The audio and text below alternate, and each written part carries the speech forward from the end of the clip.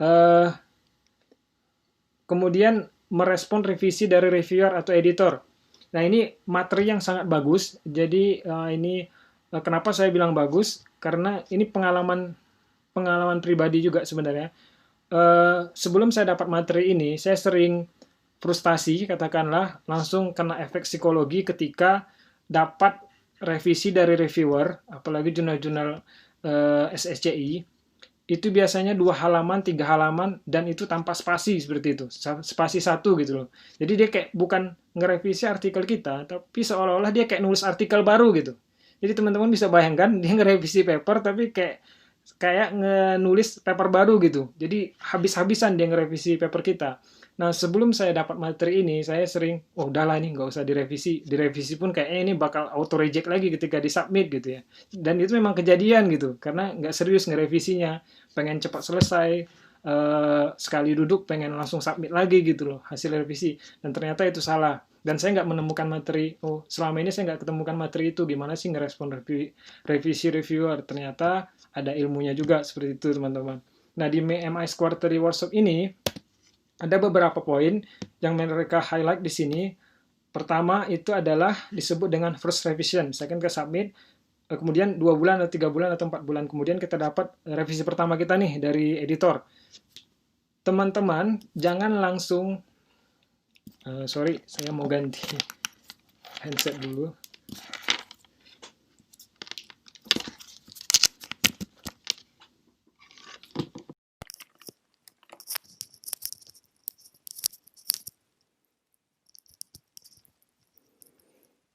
Oke, mohon maaf. Nah, poin pertama yang disampaikan oleh, bisa didengar nggak? Oke, poin pertama itu disebut dengan first revision. Ada beberapa subpoin. Pertama, plan for a cool down period. Jadi, poin pertama ini disebutnya adalah dengan istilah uh, jangan langsung negatif feeling gitu ketika dapat revisi. Jangan langsung direspon dengan seolah-olah kayak orang mau berantem gitu loh. Ketika dapat revisi 3 halaman, ini reviewer ini kok nggak tahu, saya udah capek dan lain-lain lah gitu ya. Kita udah nulis banyak halaman, kita udah sebenarnya yang dia mention juga di revisi sebenarnya udah kita jelaskan gitu loh. Sering kejadian sebenarnya seperti itu gitu. Tapi karena kita pengennya accepted gitu ya, apalagi beberapa sering diskusi pola authors penulis dari Indonesia itu pengennya cepatnya terbit gitu ya, publish gitu ya. Nah, karena emosional seperti itu ketika kita dapat revisi apalagi 2 3 halaman, kita langsung emosi gitu. Oh ini terlalu nggak logik gitu revisinya gitu. Jangan direspon seperti itu. Oke, kita baca revisinya, jangan langsung direspon, maksud saya tinggalin dulu gitu. Tinggalin dulu agak 3 hari atau seminggu nggak apa-apa. Misalkan biasanya kan mereka kasih waktu revisi itu 1 bulan atau 2 bulan biasanya gitu kan. Nah jadi jangan langsung diambil emosional, dibiarin aja. Nanti balik lagi ke tulisan itu gitu. Dan ternyata itu cukup berhasil saya lakukan gitu. Dan terakhir saya mendapatkan sampai 2 halaman revisi gitu ya dari salah satu SSI jurnal.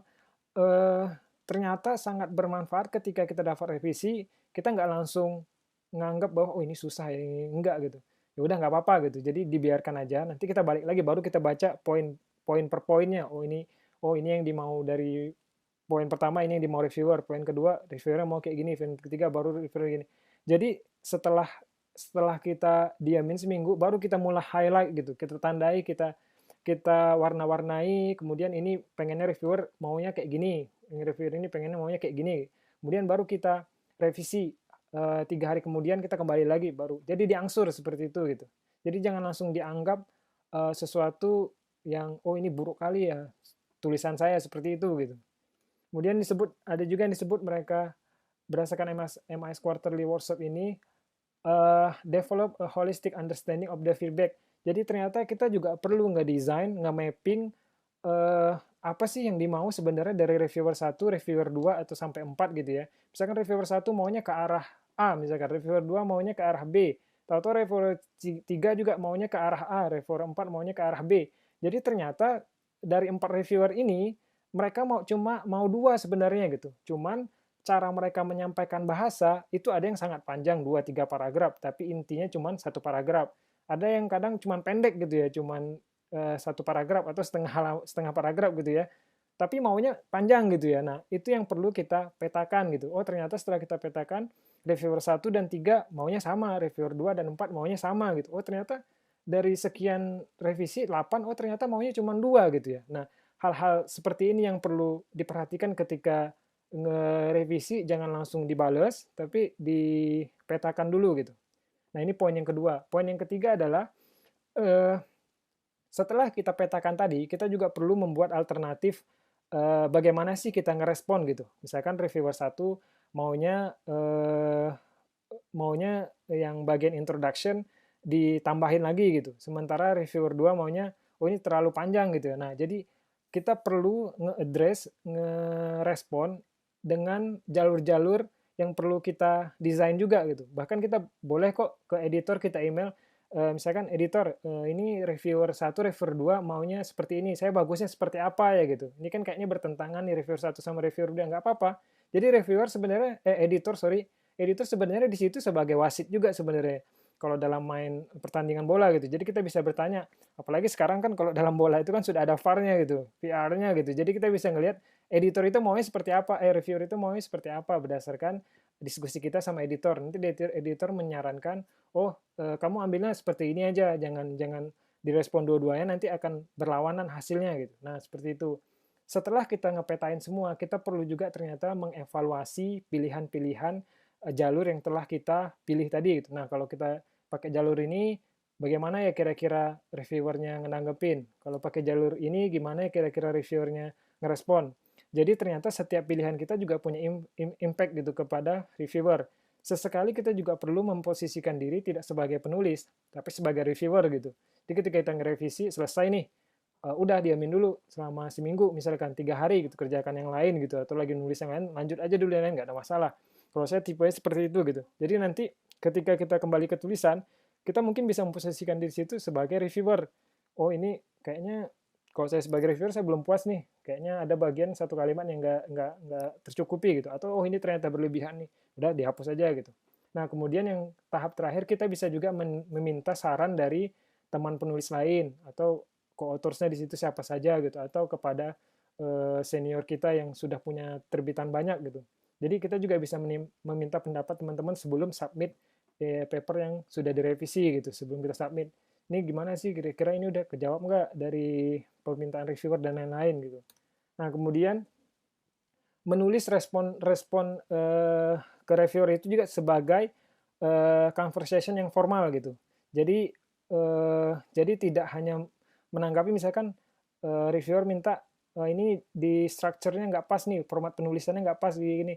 Jangan langsung direspon tanpa ada misalkan ucapkan terima kasih, misalkan gitu. Itu penting rupanya gitu. Jadi pembimbing saya menyarankan mau dia negatif comment, mau dia positif comment dari editor, kita harus mengawali dengan kalimat positif. Misalkan terima kasih editor atas opininya, terima kasih editor atas suggestion-nya dan lain-lain seperti itu gitu. Jadi apapun itu awali dengan ucapan terima kasih sebagai apa ya sebagai word ke dia juga seperti itu gitu. Sebagai seolah-olah kita lagi ngomong dalam sebuah tulisan kepada reviewer. Kemudian lampirkan bukti, include evidence. Jadi ketika kita ngerespon reviewer, seandainya ada bukti-bukti citasi dan lain, itu perlu dilampirkan.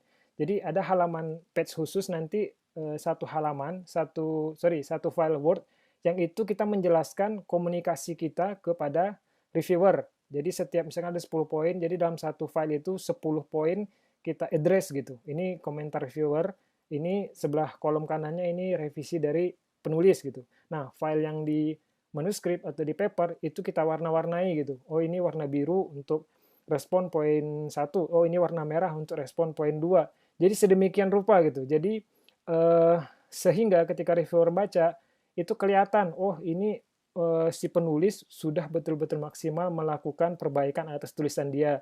Buktinya apa? Ini warna-warni di dalam tulisan. Kemudian ada bukti-bukti citasi yang mereka lampirkan seperti itu.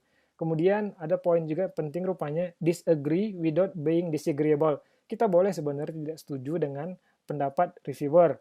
Kadang ada juga beberapa reviewer minta disimulasi ulang data gitu. Karena kita, apalagi di masa pandemi gitu ya, susah mengumpulkan data untuk turun ke lapangan. Kita bisa menyampaikan bahwa ketidaksetujuan gitu, tetapi dengan bahasa-bahasa yang bukan counter balik gitu, counter attack balik ke reviewer gitu, tapi dengan menjelaskan aja kondisi kita sedemikian rupa gitu. Nanti biar reviewer yang bersama editor berdiskusi di belakang itu gitu.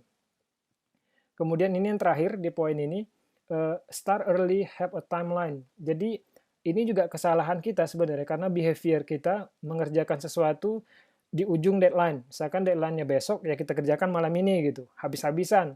Jadi kita berharap sebuah hidayah, sebuah apa ya, yang turun dari langit akan muncul ide-ide brilian di 1 jam 30 menit krusial terakhir gitu. Nah ini sebenarnya fatal gitu.